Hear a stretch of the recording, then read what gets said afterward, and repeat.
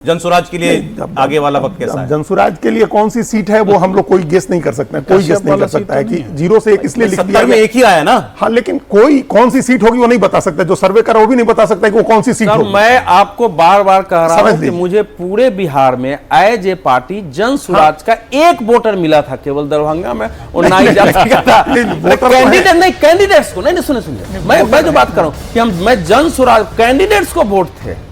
Jan Suraaj as a party कहीं मुझे दिखाई दे रहा हो, ये मुझे कहीं दिखाई नहीं दिया है। ये मैं स्पष्ट बोल रहा हूं। जनसुराज के लोगों को भी मैंने बताया था कि आपके कुछ कैंडिडेट्स हैं जो वोट ला रहे हैं, एज ए पार्टी आपको लोग जानता है, लेकिन लोग कहते हैं जनसुराज को वोट मिलेगा। तो मैं पूछा आप देंगे? तो नहीं, मैं तो नहीं दूंगा। आपके गांव में वोट है तो मेरे गांव में तो नहीं है। यही स्थिति थी। आपके मोहल्ले में है तो मेरे मोहल्ले में तो नहीं है, लेकिन मिलेगा। मैं तो ये पूछ रहा हूं, मोटी बात, 1/4 से करीब ज्यादा ही सीटें 70 बनी ना 243 की। तो अब अगर 1/4 से ज्यादा सीट में एक सीट पा रहे हैं एग्जिट पोल में, तो मतलब फैक्टर नहीं थे वो चुनाव में नहीं, उस तरह चुनाव जीतने का फैक्टर नहीं थे, लेकिन वो उनके कैंडिडेट्स वोट ले आएंगे और उसका असर नतीजों पर होगा। ये निश्चित रूप से कुछ जगह 20-25 सीटों पर दिखेगा। जनसुराज जो है वो बिहार के विधानसभा चुनाव का जो नैरेटिव, उसमें फैक्टर तो फैक्टर नहीं है, नहीं कह जमीन पर चुनाव में कहीं फैक्टर नहीं फैक्टर है।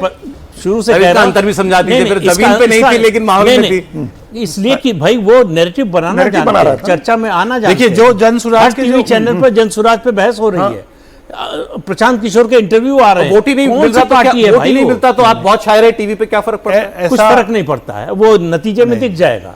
ऐसा नहीं आप है। नतीजे के दिन ये देखिएगा कि जनसुराज के कितने उम्मीदवारों की जमानत बची। ठीक है, मुझे लगता है कि अगेन हम थोड़ा सा ओवर सिंप्लीफाई कर, अगर वो नैरेटिव था जैसे सर कह रहे हैं, प्रदीप जी कह रहे हैं, तो नैरेटिव था, इनके मुंह से कहने का मतलब है कि था।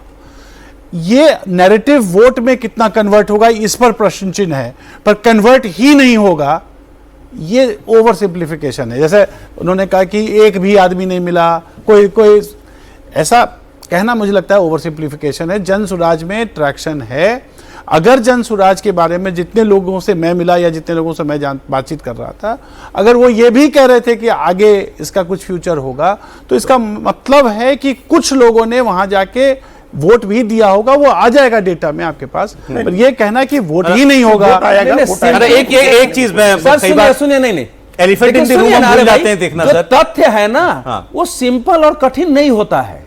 तथ्य होता है। तथ्य यह है बिहार का कि मान लीजिए मैं गया हूं, अगर 15 दिन में घूम रहा हूं, और मैं तो ढूंढ रहा था ना जी, जहां देखिए बीजेपी का जैसे कोई विद्रोही उम्मीदवार खड़ा है, वहां अगर 4-5 हजार वोट काटते हैं तो बीजेपी के लिए ऐसे कम से कम 13-14-15 जगह की हो सकता है। लेकिन वोट है जो पार्टी समझ गया, वो बात वही कहते हैं। मतलब आप कह रहे हैं ये डेटा हमको ये बता रहा है कि भाई इतनी सीट जीत सकते हैं, कितना वोट ले सकते हैं, ये नहीं बता रहा है। वो एक अलग डायमेंशन है। मैं जो कह रहा था, हम एलिफेंट इन द रूम को इग्नोर कर रहे हैं, वो तो है तेजस्वी यादव।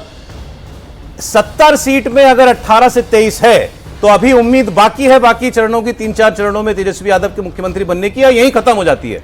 राहुल जी, देखिए उम्मीद बिल्कुल कायम है, ऐसा नहीं कह सकते कि उम्मीद कायम नहीं है, और बड़े आशावादी हैं। मैं एकवादी नहीं हूं, एक साइड पे नहीं हूं, है ना, इसलिए तो आप ये कहें कि वो उसको राइट ऑफ किया जा सकता है, ऐसा नहीं।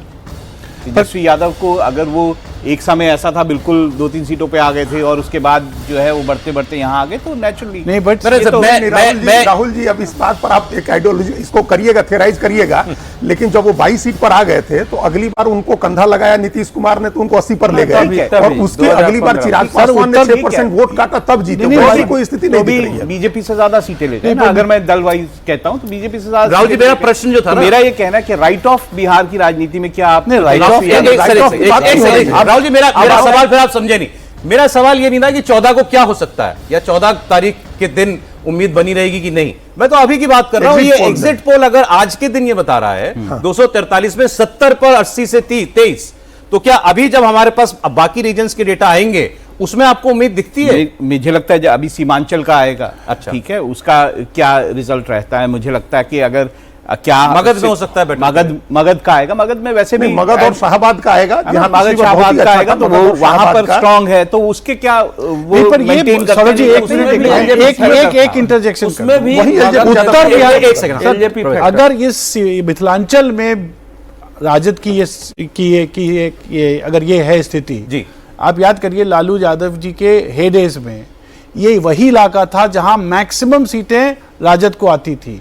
अगर वहां से ये डिक्लाइन है यहां मिथिलांचल, हाँ, इसलिए डिक्लाइन है क्योंकि ये जो ईबीसी फॉर्मेशन जो नीतीश कुमार ने किया, और जो हम ये ना भूलें कि मोदी फैक्टर भी बिहार में है, और मोदी और ईबीसी का जो गठजोड़ जब हो जाता है तो मिथिलांचल में आपको रिजल्ट दिख रहा है। चलिए मैं दूसरा रीजन आपको दिखाई देता हूं। यही बात, इसी तरह की बात नीतीश कुमार ने कही थी जब जाति जनगणना की बात हो रही थी।